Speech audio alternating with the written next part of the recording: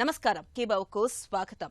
ఈరోజు సుఖీభవలో గర్భిణీపై టార్చ్, ఫెట్గా ఉన్న గుండెపోటు వస్తుందా, దీర్ఘాయువు మూలం మనసులోనే, వైరల్ జ్వరంతో బాధపడుతున్నారా, ఇంకా హెల్త్ టిప్. గర్భంలోని పిండం పుట్టిన శిశువు సరిగ్గా ఎదగడంలో తల్లి ఆరోగ్యమే కీలకం. గర్భధారణ సమయంలో తలెత్తే ఎలాంటి ఇన్ఫెక్షన్లు అయినా బిడ్డ మీదే విపరీతమైన ప్రభావం చూపే అవకాశం ఉంటుంది. అందులోనూ టార్చ్ అని పిలుచుకునే ఇన్ఫెక్షన్లు మరింత ప్రమాదకరం. Toxoplasmosis, HIV, syphilis, parvo, rubella, cytomegalo, herpes వంటి ఇన్ఫెక్షన్లకు సంక్షిప్త రూపమే టార్చ్. టార్చ్ ఇన్ఫెక్షన్లను ముందుగానే గుర్తించడం చాలా కీలకం. ఇందుకు తేలికైన రక్త పరీక్ష ఎంతగానో తోడ్పడుతుంది. టార్చ్ పరీక్ష ప్రాధాన్యం గురించి ఇప్పుడు తెలుసుకుందాం.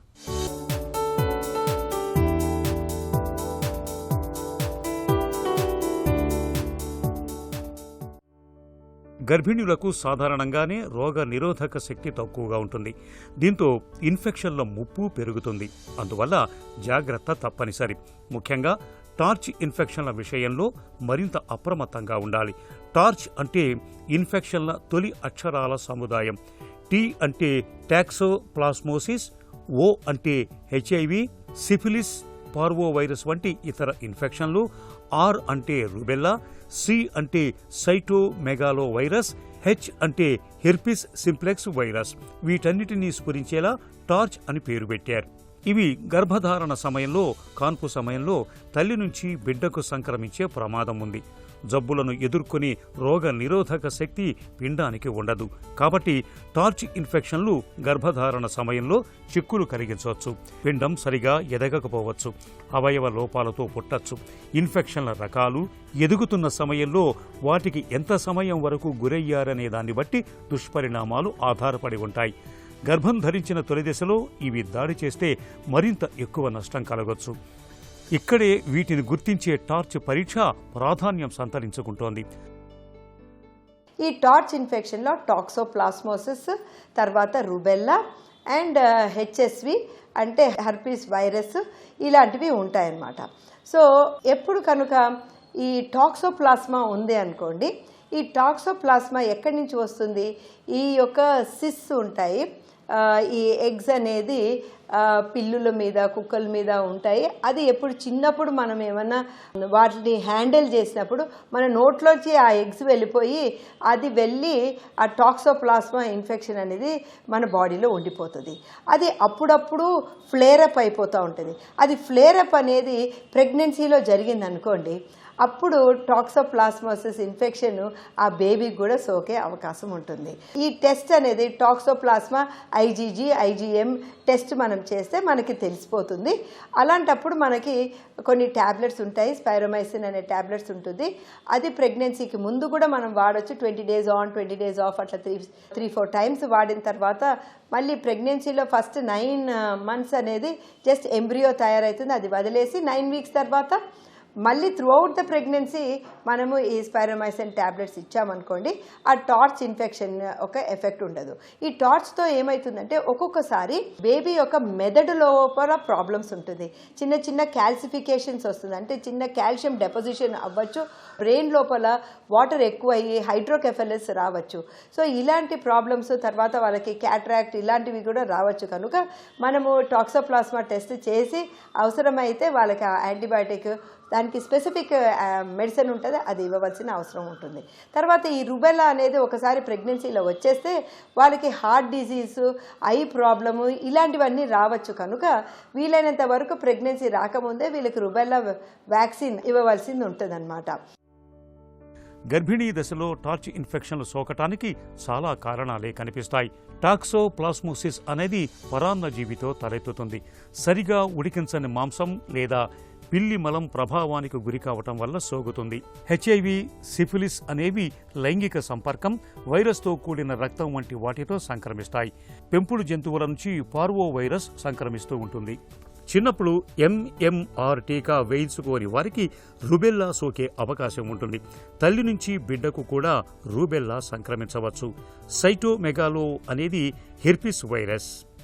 ఇది లాలాజలం, ఇతర శరీర స్రావాల ద్వారా వ్యాపిస్తుంది. ఇక హెర్పిస్ సింప్లెక్స్ వైరస్ ప్రధానంగా ఒకరి చర్మానికి మరొకరి చర్మం నేరుగా తాకటం ద్వారా సంక్రమిస్తుంది. ఈ ఇన్ఫెక్షన్లను అన్నిటినీ ఖచ్చితంగా గుర్తించడానికి టార్చ్ పరీక్ష బాగా ఉపయోగపడుతుంది. సైటోమెగలో వైరస్ అని చెప్పేసి ఇంకొక వైరస్ ఇన్ఫెక్షన్ ఉంటుంది. ఈ సైటోమెగలో వైరస్ ఎలా వస్తుందంటే అది గాలిలో ఉంటుందండి.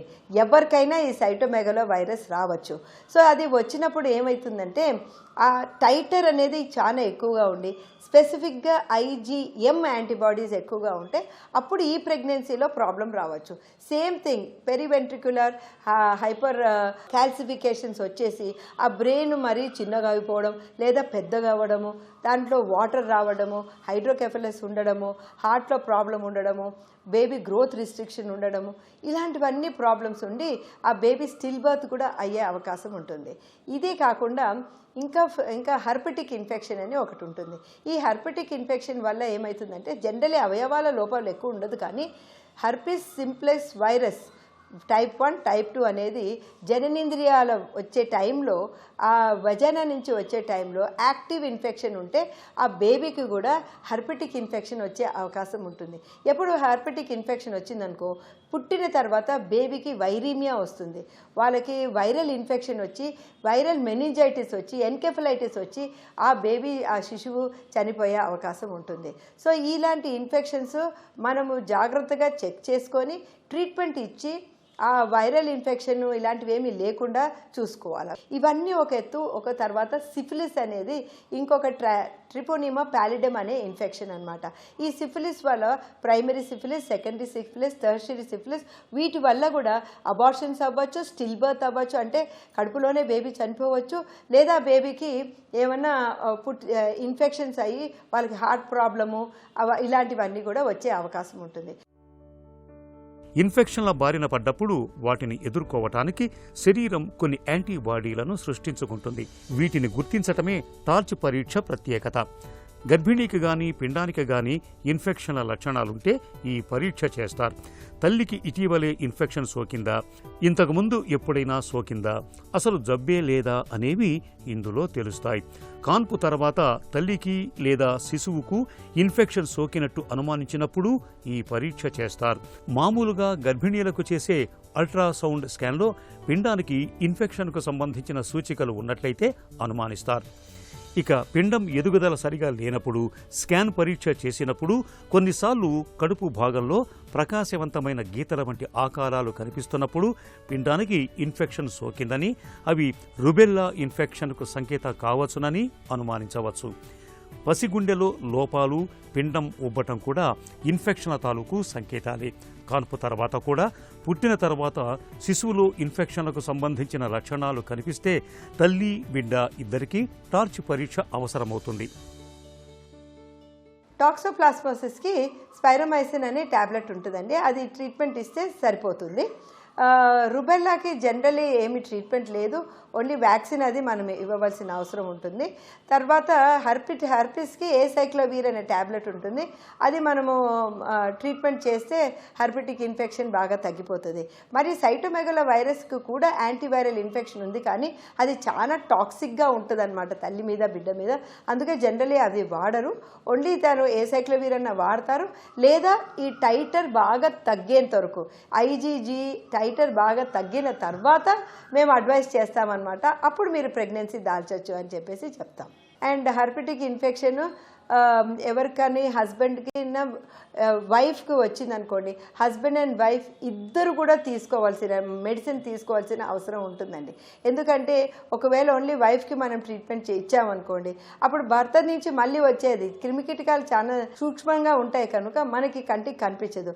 హస్బెండ్ అండ్ వైఫ్కి ఎప్పుడు కానీ herpetic infection husband and wife ఇద్దరికి కూడా మనం ట్రీట్మెంట్ చేస్తే మళ్ళీ వచ్చే అవకాశం ఉండదండి. గర్భిణీలందరికీ టార్చ్ పరీక్ష అవసరం లేదు, కాబట్టి దీన్ని ఎవరికి చేయాలనేది గుర్తించటం చాలా ముఖ్యం. గైనకాలజిస్ట్, పిండానికి చికిత్స చేసే నిపుణులు, మైక్రోబయాలజిస్టు కలిసి ఎవరికి పరీక్ష అవసరమో నిర్ణయిస్తారు. ఇప్పుడు ఆయా ఇన్ఫెక్షన్లను వేర్వేరుగా గుర్తించే PCR వంటి పరీక్షలు ఉన్నాయి. మైక్రోబయాలజిస్టు సలహా మేరకు వీటిని చేయాల్సి ఉంటుంది.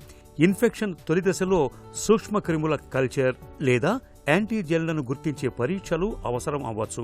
టార్చ్ పరీక్ష ఫలితాలను పాజిటివ్ లేదా నెగిటివ్గా సూచిస్తారు. ఆయా సూక్ష్మక్రిములకు సంబంధించిన ఐజీజీ, ఐజీఎం యాంటీబాడీలు ఉన్నట్లయితే పాజిటివ్గా, లేకపోతే నెగటివ్ ఫలితం కనిపిస్తుంది.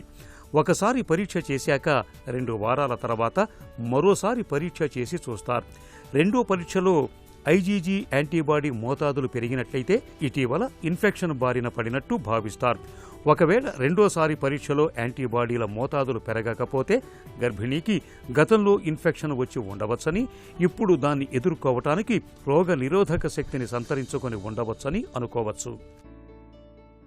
మంచి ఫిట్నెస్తో ఉన్నాం, రోజూ జిమ్లో కఠినమైన వ్యాయామాలు చేస్తున్నాం, మాకసలు గుండె జబ్బు వచ్చే అవకాశమే ఉండదని అనుకుంటారు మనలో చాలా మంది.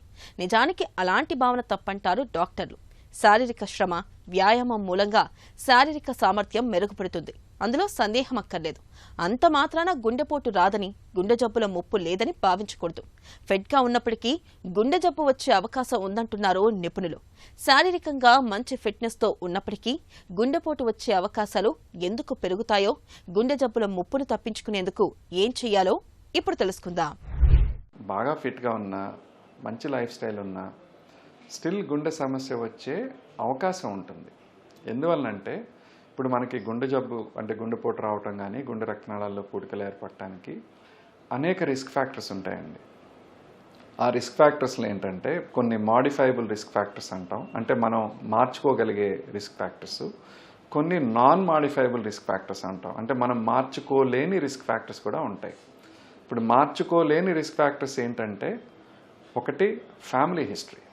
అంటే మన కుటుంబంలో ఎవరికైనా 60 సంవత్సరాల వయసులోపు, ఆ చిన్న వయసులోనే హార్ట్ అటాక్ ఎవరికైనా వచ్చి ఉంటే అది ఆ కుటుంబంలో మిగతా వారికి కూడా ఒక రిస్క్ ఫ్యాక్టర్ అన్నమాట.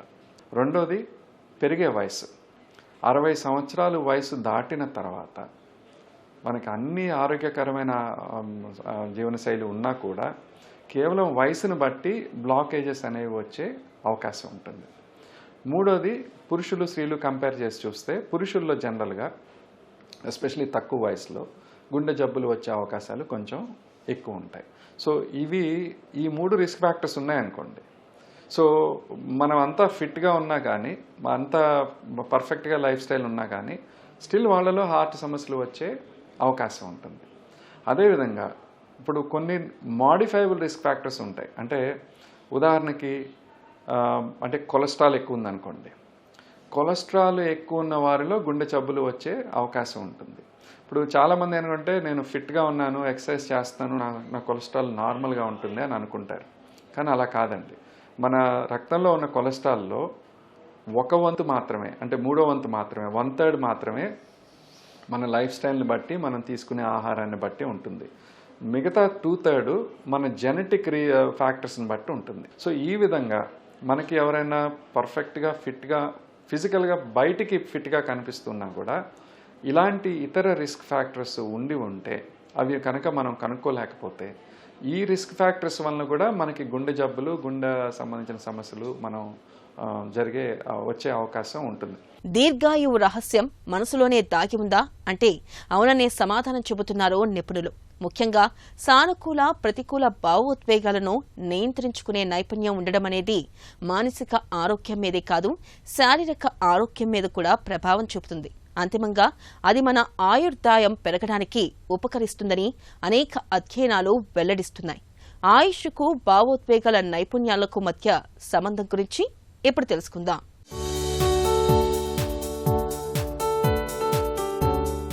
మనం ఆయుష్ను చాలా వరకు శారీరక ఆరోగ్యంతోనే ముడిపెట్టి చూస్తుంటాం. కానీ మానసిక ఆరోగ్యము గణనీయ పాత్ర పోషిస్తుంది. మానసికంగా బాగున్నవారు మరింత ఎక్కువ కాలం హాయిగా జీవించే అవకాశం ఉన్నట్టు అనేక పరిశోధనలు తెలియచేస్తున్నాయి. ఇందులో భావోద్వేగాలను అదుపులో పెట్టుకునే నైపుణ్యం అడుగడుగునా సాయం చేస్తుంది. ఇంతకీ అదెలా ఆయుష్ను పెంచుతుంది? భావోద్వేగాల అదుపుతో కార్టిజోల్ వంటి ఒత్తిడి హార్మోన్ల మోతాదులు, ప్రభావాలు తగ్గుతాయి. ఫలితంగా కుంగుబాటు, ఆందోళన, భయాల వంటివి తగ్గుముఖం పడతాయి. ఇది గుండె, మెదడు వంటి కీలక అవయవాలకు మేలు చేస్తుంది. తరచూ కుంగుబాటు వంటి వాటికి గురయ్యే వారికి గుండెపోటు, పక్షవాత ముప్పులు 6 రెట్లు ఎక్కువ. భావోద్వేగాల అదుపుతో వీటి ముప్పు తగ్గుతుంది. పరోక్షంగా ఆయుర్దాయం కూడా పెరుగుతుంది. మానసిక దృఢత్వంతో రోగనిరోధక వ్యవస్థ కూడా మెరుగవుతుంది. వీరిలో యాంటీబాడీలను తయారు చేసే టీ కణాల వంటివి చురుకుగా పనిచేస్తాయి. అందువలన బ్యాక్టీరియా, వైరల్ ఇన్ఫెక్షన్ల ముప్పు తక్కువ. ఇన్ఫెక్షన్లు దాడి చేసినా సమర్థంగా ఎదుర్కోగలుగుతారు. శారీరకంగా, మానసికంగా ఆరోగ్యంగా ఉన్నవారు జబ్బుల నుంచి 14 రెట్లు ఎక్కువ వేగంగా కోలుకుంటున్నట్లు అధ్యయనాలు చెబుతున్నాయి. ఇన్ఫ్లమేషన్ తగ్గడం అంటే కణ అంతర్గత వాపు ప్రక్రియ తగ్గడం మరో ముఖ్య విషయం. దీంతో మధుమేహం, అల్జీమర్స్, క్యాన్సర్ల వంటి జబ్బులు వచ్చే అవకాశమూ తగ్గుతుంది. మానసికంగా బాగున్నవారు వ్యాయామం, ఆరోగ్యకరమైన ఆహారం తినటం వంటి మంచి జీవనశైలిని పాటిస్తుంటారు. ఇది మొత్తంగా ఆరోగ్యాన్ని మెరుగుపరుస్తుంది. భావోద్వేగ నైపుణ్యం మూలంగా ఇతరులతో సర్దుకుపోయే స్వభావము మెరుగవుతుంది. దీంతో కుటుంబ, స్నేహ సంబంధాలు పెరుగుతాయి. ఇవి మరింత మానసిక దృఢత్వానికి తోడ్పడతాయి. ఇలా ఇదొక సానుకూల వలయంగా ప్రయోజనం కలిగిస్తుంది. ఇంతకీ భావోద్వేగ నైపుణ్యాన్ని సాధించేది ఎలా? ఇందుకు భావోద్వేగాలను గుర్తించడం, అర్థం చేసుకోవటం చాలా ముఖ్యం. అవతలి వారి కోణాన్ని వినడం వలన అభిప్రాయ భేదాలను గుర్తించడానికి వీలవుతుంది. భావోద్వేగాలు అదుపు తప్పకుండా చూసుకోవచ్చు. సమయపాలన పాటించడం, కుటుంబ బంధాలను పటిష్టంగా ఉంచుకోవడం, దంపతుల మధ్య అన్యోన్యత, నిత్యం ధ్యానం చేయడం వంటివి భావోద్వేగాలు గతి తప్పకుండా చూసుకోవడానికి ఎంతగానో తోడ్పడతాయి. మన దగ్గర వైరల్ జ్వరాల బెడద చాలా ఎక్కువ. సీజన్ మారినప్పుడు వర్షాలు తగ్గుముఖం పట్టాక విష జ్వరాలు ప్రబలుతూ ఉంటాయి. జలుబు, ఫ్లూ జ్వరాలకు తోడు మన దగ్గర గత కొన్ని సంవత్సరాలుగా మలేరియా, డెంగీ, గన్యా వంటి జ్వరాలు కూడా ఎక్కువగా కనిపిస్తున్నాయి. నిజానికి జ్వరానికి పెద్దగా చికిత్స అవసరం లేదు. అలాగని డెంగీ, మలేరియా, గన్యా వంటి జ్వరాలను నిర్లక్ష్యం చేయడానికి వీలు లేదు.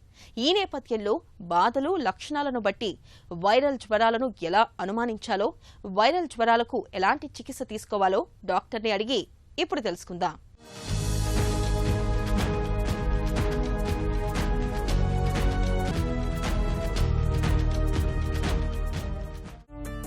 వైరల్ జ్వరాలంటే ఏంటి?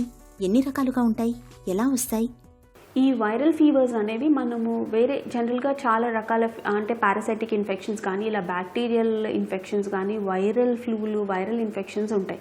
బట్ కామన్గా మనం బ్యాక్టీరియల్ ఇన్ఫెక్షన్స్లో అయితే స్లోగా పెరుగుతాం, అంటే ఫస్ట్ లైట్గా స్టార్ట్ అయ్యి మెల్లగా పెరగటం, చాలా రోజులు ఉంటాం, ఇలా ఉంటుంటుంది అనమాట. బట్ మనకి వైరల్ ఫీవర్స్ వచ్చేటప్పటికి అబ్రప్ట్గా స్టార్ట్ అవుద్ది. ముందు రోజు బాగానే ఉంటారు, సడన్గా రాత్రిపూట స్టార్ట్ అవ్వడము, మార్నింగ్ స్టార్ట్ అవ్వడము, అప్పటికప్పుడు స్టార్ట్ అయ్యి హై గ్రేడ్ టెంపరేచర్స్ అనమాట. మనకి 101 నుంచి 103 దాకా 103 జ్వరం రావటం, హై గ్రేడ్గా ఉండడం, ఫీవర్స్ కూడా అబ్రప్ట్గా సడన్గా స్టార్ట్ అయ్యి నెక్స్ట్ ఆ ఫీవర్స్ వచ్చినప్పుడు ఏంటంటే మంచం మీద నుంచి అసలు లెగవలేనంత విపరీతమైన మజిల్ పెయిన్స్, దాంతోపాటు బోన్ పెయిన్స్, సో ఇలా విపరీతంగా పెయిన్స్ ఉండటం, అసలు మంచం మీద నుంచి లెగవలేకపోవడం. కొన్నిసార్లు ఈ ఫ్లూ లాంటి సిమ్టమ్స్ అవి ఫ్లూ వైరస్ అవి ఎఫెక్ట్ అయినప్పుడేమో బాగా దగ్గు అది ఉండటం, జలుబు బాగా ముక్కులు కంటిన్యూస్గా కారిపోవటం, కంటిన్యూస్గా జలుబు అది ఉండటం, గొంతు నొప్పి ఉండటం. సో ఇలాంటి సిమ్టమ్స్ అన్నీ ఉంటాయి. కామన్గా అయితే మనకి చికెన్ గున్యా వైరస్ అది వచ్చినప్పుడైతే అసలు విపరీతమైన జాయింట్ పెయిన్స్, కదిలినా కూడా అడుగు పెట్టినా కూడా వేయలేనంత సివియర్ జాయింట్ పెయిన్స్, ఇలాంటి ప్రెజెంటేషన్స్ ఉంటాయి అన్నమాట. అలా కాకుండా ఇంకా డెంగ్యూ ఫీవర్స్లో అయితే డెంగ్యూ ఫీవర్స్లో కూడా పెయిన్స్ ఉంటాయి. బట్ కామన్గా డెంగ్యూ ఫీవర్లో వచ్చేటప్పటికి బాగా బ్యాక్ పెయిన్ అది ఉండటం, నెక్స్ట్ హెడ్ఏక్ అది సివియర్గా ఉండటం. సో ఇలాంటి సిమ్టమ్స్ ఉంటాయి ఈ వైరల్ ఫీవర్స్లో. ఫ్లూ జ్వరాలకు, వైరల్ జ్వరాలకు తేడాల్ని ఎలా గుర్తించాలి? ఫ్లూకి వేరే అదర్ టైప్ ఆఫ్ ఈ వైరల్ ఫీవర్స్కి డిఫరెన్స్ ఏంటంటే, మనకు ఫ్లూలో అయితే కామన్గా ఈ జలుబు ఎక్కువగా ఉండటం, గొంతు నొప్పి ఎక్కువగా ఉండటం, అంటే మనకి అప్పర్ రెస్పిరేటరీ ఇన్ఫెక్షన్స్ లాగా ప్రెజెంట్ అవుతాయి అన్నమాట ఫ్లూలో, ఫీవర్తో పాటు. అలా కాకుండా మనకి వేరే అదర్ టైప్స్ ఆఫ్ ఇప్పుడు డెంగ్యూలో కానీ, చికెన్ గున్యాలో కానీ జనరల్గా అంటే ఉండొచ్చు కానీ, బట్ జలుబు, దగ్గు ఇవి రావటం రేర్. సో ఇలా మనం ఫ్లూని, అదర్ టైప్స్ ఆఫ్ వైరల్ ఫీవర్స్ని డిఫరెన్షియేట్ చేసుకోవచ్చు. వైరల్ జ్వరాల్లో ఏవి ప్రమాదకరం, ఎవరికి ప్రాణాంతకం? మనకు నార్మల్గా కామన్గా వచ్చే కామన్ కోల్డ్ కానీ, వైరల్ ఫ్లూస్ కానీ ఇవి వచ్చినప్పుడు ఏంటంటే మనం ఫస్ట్ ఇనీషియల్గా ఒక 2 days చూసి, థర్డ్ డే కూడా మనకి ఇంకా కొన్ని రకాల లక్షణాలు బట్టి మనం ఐడెంటిఫై చేసుకోవాలి. ఫస్ట్ ఒక 2 రోజులు వెయిట్ చేయొచ్చు, కానీ 3వ రోజుకు కూడా మనకి ఇంకా 101 జ్వరం రావటం, కంటిన్యూస్గా తలనొప్పి అది ఉండటం, వాంతులు అయిపోవడం. సో ఇలాంటి కంప్లైంట్స్ ఉంటే మాత్రం అస్సలు అశ్రద్ధ చేయకుండా వెంటనే డాక్టర్ని కన్సల్ట్ చేయండి. ఇంతకుముందు ఇలా ఫీవర్స్ వచ్చినప్పుడు ఎవరు అలర్ట్గా ఉండాలంటే మెయిన్గా చిన్నపిల్లలు. ఈ చిన్నపిల్లలకు కూడా బీపీ ఫాస్ట్గా డ్రాప్ అయిపోవడం, వెంటనే సిక్ అయిపోవడం జరగచ్చు. సో వీళ్ళు ఒకళ్ళు కేర్ఫుల్గా ఉండాలి. అలాగే ప్రెగ్నెన్సీలో కూడా ఏమైనా ఫీవర్స్ అవి వస్తే చాలా కేర్ఫుల్గా జాగ్రత్తగా వెంటనే డాక్టర్ని కన్సల్ట్ చేయడం మంచిది.